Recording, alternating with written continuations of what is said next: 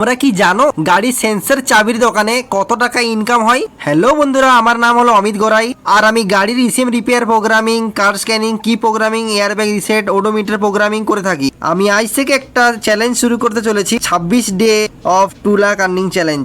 Day 1 of 2 lakh earning challenge. আজকের দিনের আবহাওয়া খুব সুন্দর আছে। ঘুম থেকে উঠে সর্বপ্রথম জল পান করলাম।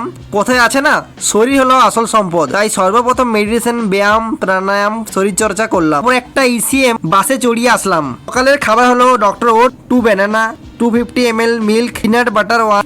দুপুরে আরেকটা জি ওয়াগন আসে ব্ল্যাক কালারের, আর আগের একটা হোয়াইট কালারের জি ওয়াগন তো আছেই। গাড়ির ইনজেক্টর এর প্রবলেম আছে, তাই গাড়ির কাজ করবার জন্য নিয়ে এসেছে। দিয়ে দুপুর হয়ে গেল। দুপুরের খাবার খাওয়ার পর ক্রুজ এর বিসিএম লাগানো হলো।